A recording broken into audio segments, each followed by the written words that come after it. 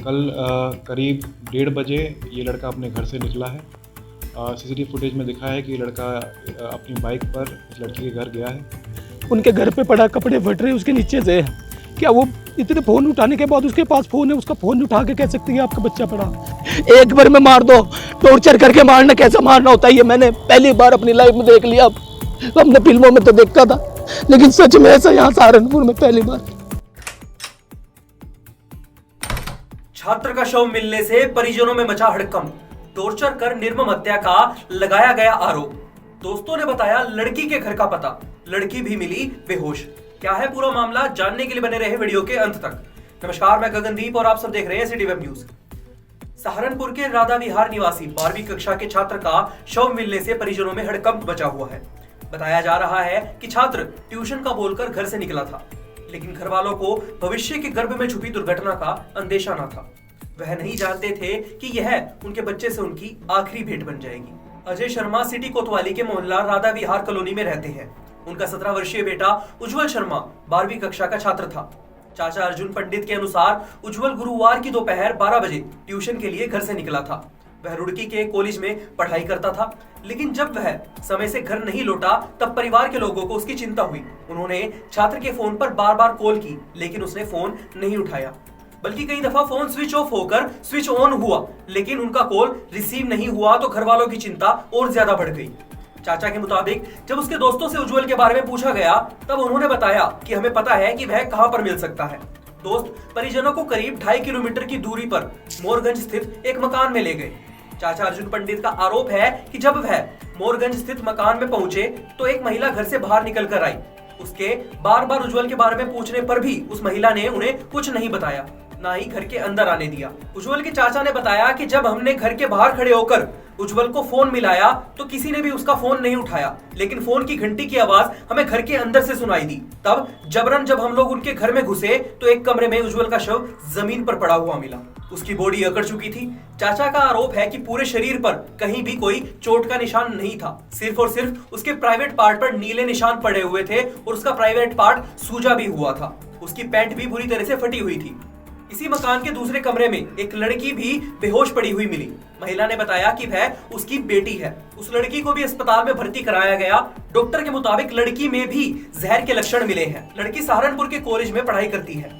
वह लड़के के संपर्क में कैसे आई, उज्जवल वहां पर कैसे पहुंचा, फिलहाल इसकी छानबीन पुलिस द्वारा की जा रही है। इस पूरे घटनाक्रम के बारे में छात्र के चाचा अर्जुन पंडित का क्या कहना है, आइए आपको भी दिखाते हैं।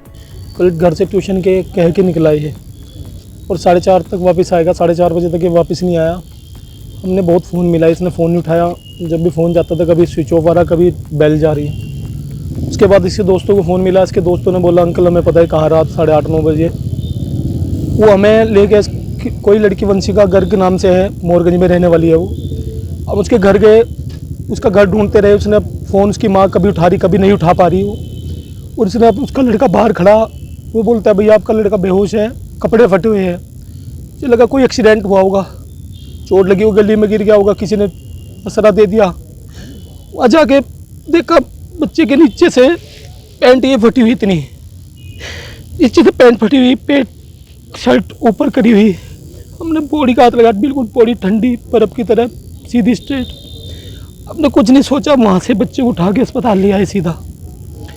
जैसे पहुँचे डॉक्टर साहब ने बड़ा प्रयास किया, कह रहे भैया तो बहुत समय पहले पूरा हो गया। मैंने कहा डॉक्टर साहब कहीं और दिखा दो, जहाँ भी उम्मीद है मेडिकल हम या बाहर ले जाएंगे। तारावती भी ले गए, तारावती में भी यही बात बोली।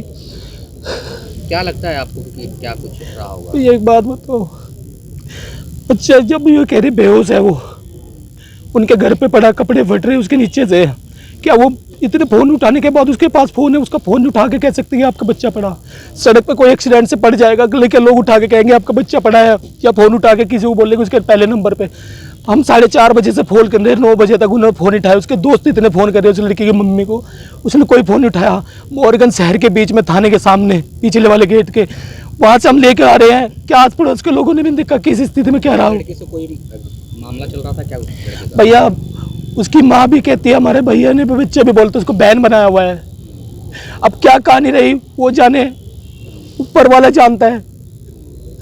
और कहीं किसी चीज़ में अगर वो घर भी था तो हम लोग बैठे थे, अगर गलत है तो हम अपनी की गर्दन तारते। मरना था एक्सीडेंट में मर जाए, दुख नहीं है, मरना सबको है, लेकिन ऐसे निर्दयता है भैया।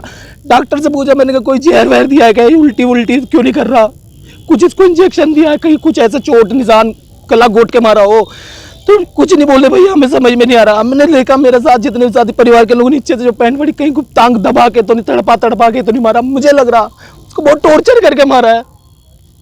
इतना टॉर्चर करके मारना, ऐसे मारना किसी बच्चे को 17 साल के को। सिटी कोतवाली में हम कोतवाल सीओ साहब से मिले, उन्होंने भी आश्वासन दिया हमें कार्रवाई, किसी को जेल फांसी नहीं चढ़ाना, हमें अपना न्याय चाहिए। पूल किसी बच्चे से क्या पति पूरा ही माँ बाप से अच्छा हमें बुलाए, हम मार दे, अपने आपको काट के थाली में दे देंगे उन्हें, लेकिन वो बच्चे को मार रहे इस तरह तड़पा के, पूरी बॉडी पे निशानी, बच्चा किस तरह मरा होगा, मरने वाले के निशान बॉडी पे तो हो गए। एक बार में मार दो, टॉर्चर करके मारना कैसा मारना होता है ये मैंने पहली बार अपनी लाइफ में देख लिया। अब हमने फिल्मों में तो देखा था, लेकिन सच में ऐसा यहाँ सहारनपुर में पहली बार अपने बच्चों को होने के बाद देखा। वहीं इस पूरे प्रकरण को लेकर एसपी सिटी अभिमन्यु मांगलिक ने क्या बताया, देखिए। ये प्रकरण एक कोतवाली नगर थाना क्षेत्र में आया है। ये प्रकरण मोरगंज जो एरिया है वहाँ का है। वहाँ पर कल उज्जवल शर्मा, इनके पेरेंट्स के द्वारा बताया गया कल रात में कोतवाली नगर थाने में आकर कि जो उनका बेटा है उज्जवल शर्मा, वो एक घर में अनकॉन्शियस स्टेट में मिला है। पूरी जांच जब करी गई तो पता चला इसमें कि वो जो घर है वो उसी लड़के की फ्रेंड का एक घर है। दोनों साथ में स्कूल में पढ़ा करते थे। उज्जवल शर्मा की भी एज को 17-18 की है, इसी तरह लड़की की भी एज 17-18 की है, और दोनों साथ में स्कूल में साथ में पढ़ते थे। दोस्ती इनकी 2-3 साल से थी और अभी बोर्ड के एग्ज़ाम्स में भी साथ में पढ़ाई कर रहे थे। कल करीब 1:30 बजे ये लड़का अपने घर से निकला है। सीसीटीवी फुटेज में दिखा है कि ये लड़का अपनी बाइक पर इस लड़की के घर गया है। उस टाइम घर में बताया जा रहा है कि कोई नहीं था।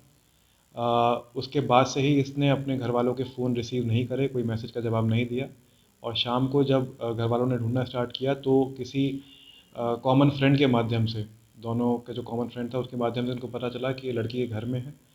फिर जब उसके पेरेंट्स लड़की के घर पे जाते हैं तो वहाँ पे लड़की के पेरेंट्स से मिलते हैं और उनके द्वारा बताया जाता है कि दोनों इसी स्थिति में वहाँ पे कमरे में पड़े हुए थे। लड़का एक्सपायर कर गया है, उसका भी इस टाइम पे पोस्टमार्टम की कार्रवाई चल रही है। पैनल द्वारा पोस्टमार्टम कराया जा रहा है। उसमें मेरे द्वारा भी घटनास्थल का निरीक्षण किया गया है। वहाँ पे कल रात को भी फील्ड यूनिट को भी भेजा गया था, जो आसपास जो उस कमरे में एविडेंसेस हैं या उस घर के आसपास कोई एविडेंसेस हैं वो कलेक्ट करने के लिए। अभी तक ये घटना में ये क्लियर नहीं हो पाया है कि ये इनके द्वारा खुद ही किया गया है या किसी बाहरी व्यक्ति के द्वारा ये पूरी घटना को पारित किया गया है। अभी जो इसमें लड़की है वो अनकॉन्शियस है, वो अंडर ट्रीटमेंट है हॉस्पिटल में। उसकी हालत क्रिटिकल बताई जा रही है, लेकिन डॉक्टर्स अभी होपफुल हैं कि उसको होश आ जाएगा ही, और जैसे ही होश आएगा तो उसके बाद में उससे पूछताछ करी जाएगी, उससे स्टेटमेंट लिए जाएंगे और एग्जैक्टली वही बता पाएगी कि उस दिन उस घर के अंदर क्या हुआ है जिसकी वजह से ये स्थिति उत्पन्न हुई है। ये अभी हमारे जैसे मैंने बताया आपको, प्रेम प्रसंग के बारे में बताना थोड़ा जल्दबाजी होगा, क्योंकि ये दोनों सेम स्कूल में थे, सेम स्कूल बोर्ड के एग्ज़ाम के लिए पढ़ाई भी कर रहे थे। तो ये प्रेम प्रसंग था, ये दोस्ती थी, या साथ में पढ़ाई करते थे।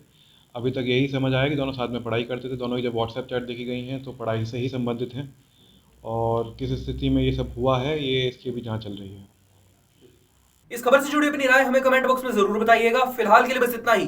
सहारनपुर से जुड़ी हर छोटी बड़ी खबर जानने के लिए बने रहें सिटी वेब सहारनपुर पर।